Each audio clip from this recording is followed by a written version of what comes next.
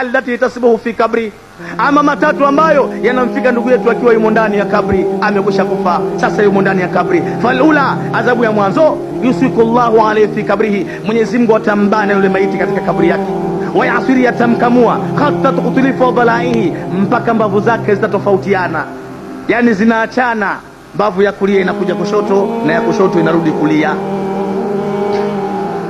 Kana adhabu ya pili, ya wakada alayhi nar, watawashwa ndani ya kabri yake moto, nkalaba laili jumla laila wan nahar, na maiti yule talazimishwa kugalagala katika moto ule usiku na mchana mpaka siku ya kiyama.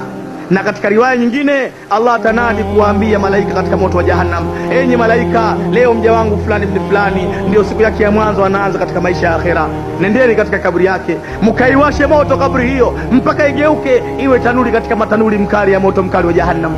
Na atakapofika mja wangu mumpokee, na kisha mumuamrishe na mueleze ya kwamba amri hiyo imetoka kwangu, ya kwamba agalegale katika moto huo mpaka siku ya kiyama.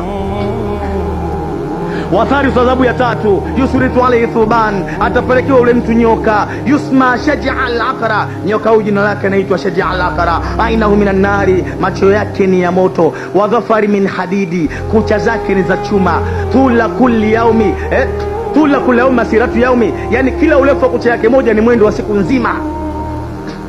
Wa sautihi mithli radi al-kasifi, sauti yake unyoka ni mfano wa radi kali. Fayakulu lahu, nyoka anakuwa anasema nini? Anasema ana shaja'a al-aqra. Nyoka anakuja ndani ya kabri yako, anakukuta umekaa peke yako, hakuna baba, hakuna mama, hakuna ndugu. Siku hiyo ndugu yangu, wakati ni mgumu sana. Sasa nyoka anakueleza nini? Anasema ana shaja'a al-aqra, mimi ni nyoka bwana, naitwa shaja'a al-aqra. Amarani Allahu an yadhribuka la tadhihi min salati subuhi, Mola wangu ameniamrisha ni kuadhibu kwa ajili ya kuipuuzia na kuiacha salati alfajiri, na hivyo nitakuadhibu kuanzia alfajiri mpaka inaingia dhuhuri, na nitakuadhibu tena hii adhuhuri mpaka inaingia alasiri mpaka magharibi mpaka isha. Wakarama dharubuhu dharabata, akisha kugonga huyo nyoka kwa hiyo sumu yake, yaghudhu fil ardhi, utazama katika ardhi, utakwenda chini ardhi 60 ziraa, kwenda chini ziraa 60.